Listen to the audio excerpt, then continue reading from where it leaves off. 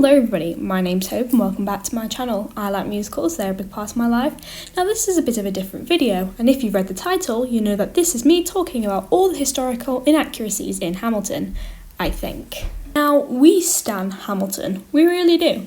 Lin Manuel Miranda is one amazing small bean. However, we have turned a blind eye to the historical inaccuracies in Hamilton, and I'm here to show you them. Also, a lot of the info for this video I got from hamiltongraphicnovel.com. Their article will be in the description and I highly suggest you checking it out because it's actually super interesting and cool. So without further ado, let's get into it. Alexander is maimed as the son of a whore. However, there is no evidence to suggest Hamilton's mother, Rachel Lavian, was.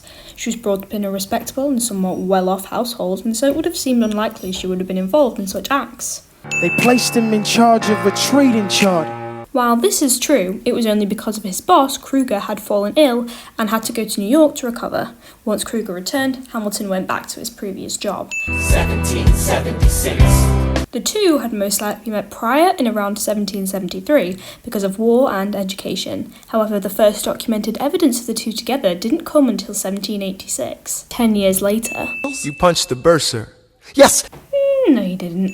Hamilton befriends John Lawrence. He, in reality, met him in 1777 during wartime, and unsurprisingly not over drinks. Same with Lafayette, who didn't leave France until 1777.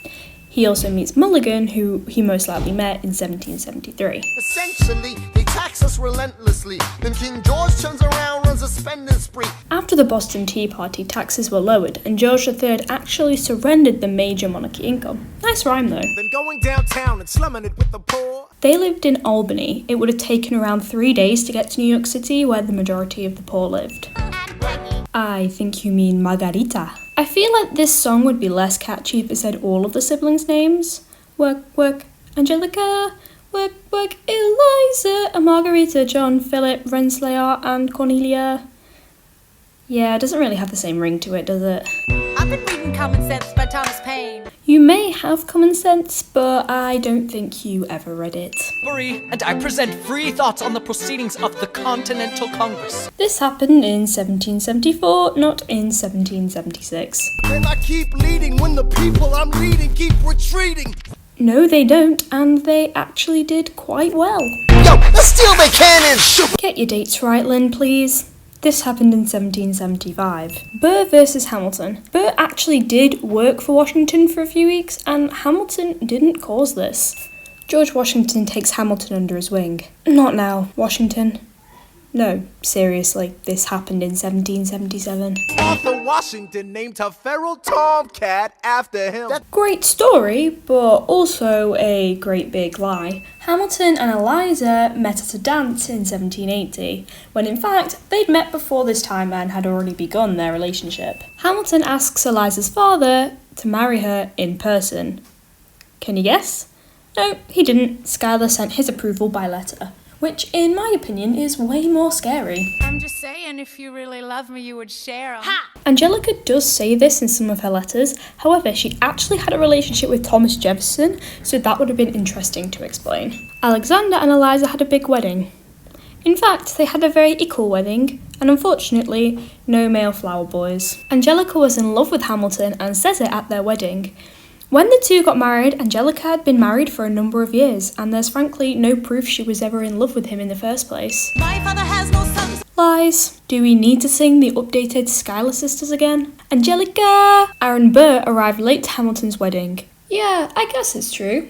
He was so late he didn't even turn up. Aaron Burr had command over troops. By 1780, Aaron Burr had actually stopped fighting because he was ill and exhausted, apparently. Washington promotes Charles Lee over Hamilton. Hamilton had no military power, so he never would have been in consideration of this for the first place. Also, the date is wrong. Burr was Charles Lee's second in command during the Lee v. Lawrence duel. I mean, unless he was supporting him from 141 miles away, I don't think he was. Washington was annoyed at Hamilton with his part in the duel. Washington wasn't there, so probably not. Washington sends Hamilton home. Nope.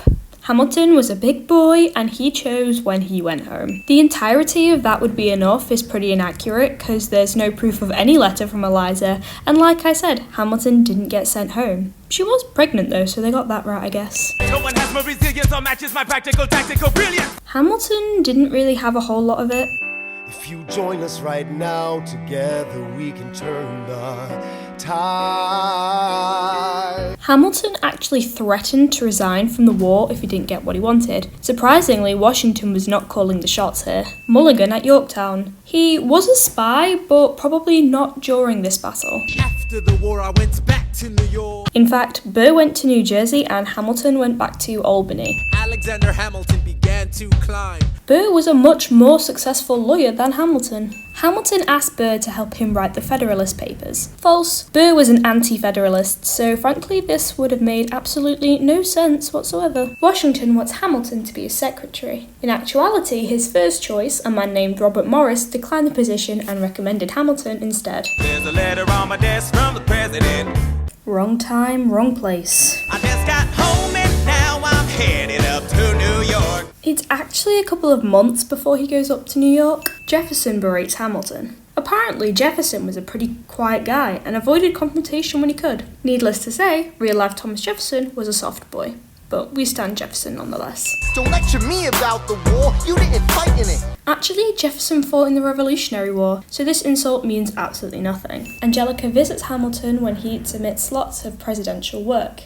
One word. Timeline. Do I need to say anything else? Hamilton has an affair with Maria Reynolds. Don't worry, they didn't make this up. They just have it on the wrong place at the wrong time. Again. A month into this endeavor, I received a letter from a Mr. James Reynolds. James Reynolds actually replied much later than this. Lame, but you have to point these things out. You know Claremont Street? Yeah, they renamed it after him. Timeline. This isn't even a small discrepancy, this is an 8 to 9 year discrepancy, so come on. Burr wants to be in the room where it happens. He probably didn't because he had no reason to and had very little involvement in it whatsoever. Burr? Since when are you a Democratic Republican? Technically, the two-party system didn't even exist, so Hamilton has just invented the US political system. Gold star for you, mister. Me? Wall Street thinks you're great. Wall Street at this point in time was just another street in NYC, so again, it means absolutely nothing. I bet you were quite a lawyer. This is a degradation from Jefferson about Hamilton being a lawyer. The inaccurate part here is that Jefferson was a lawyer, so he would also be degrading himself. Thomas Jefferson resigned this morning. He resigned in the evening. Joking, it was in late July of 1793. He's stepping down so he can run for president. He actually stepped down because he no longer wanted part in the public eye. It was people like James Madison that convinced him otherwise. Adams fires Hamilton. Nope. Sit down, John, you fat mother. Obviously, he didn't say this, but I think we all wish he did. Let's let him know what we know. Jefferson had absolutely nothing to do with it. Jefferson, Madison and Burr accosted Hamilton in his home about his affair. There's a whole lot wrong with this. It was the wrong place at the wrong time with the wrong people. How much more wrong can we be here? Come on, Lin. We love you, but come on. All the way from London. Damn! Ironically, by this point, Angelica had moved back to the United States. Never gonna be president now. The fact is, by law, Hamilton never could have become president as he wasn't born in the US. And even if he could, there's no evidence Hamilton ever wanted to be president in the first place. Take my guns. Philip actually took Angelica's husband's guns, not Hamilton's. In the show, spoiler, Philip dies here, but in reality he dies after the election of 1800, which is the story's climax. They are going through the unimaginable. While losing a child is a very hard thing to go through, the majority of families at the time will have lost a child due to low mortality rates. Eliza had lost 4 siblings, so was not unaccustomed to the loss of children. Pray that never used to happen before. Hamilton was a religious man. John Adams shits the bed. I love the guy, but he's in traction. There's a lot of politically incorrect things here that are too complicated for me to explain, so just know that it's wrong. If you want to know the full reason why, like I said, go look at hamiltongraphicnovel.com because they explain everything in more detail. Jefferson has my vote. Hamilton did not vote for Jefferson or Burr. There was actually another presidential candidate called James Bayard whom Hamilton had voted for. I had never agreed with Jefferson once. This is very much an exaggeration, and if this turned out to be true, I would be extremely shocked. And You won on a landslide. Burr and Jefferson actually had the exact same amount of votes, and when it went to Congress, Burr lost by 1 vote. Ouch. Jefferson says he can change the system because he's president, when in fact presidents have no control over the US Constitution. Burr wrote a letter to Hamilton challenging him to a duel. The two actually ended up dueling because Hamilton discredited Burr so he would fail to run for governor, which he did. Alexander, come back to sleep. When in fact they weren't even with each other on the morning of the duel.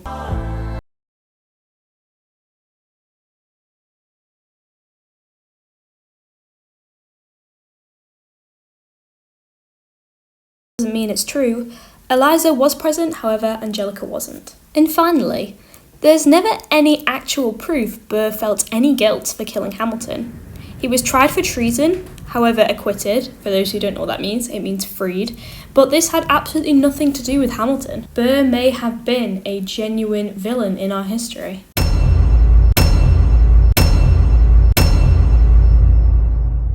And that does it for this video. Thank you so much for watching. If you liked the video, please go and like it. Keep enjoying musicals as much as me, and I will see you in the next one.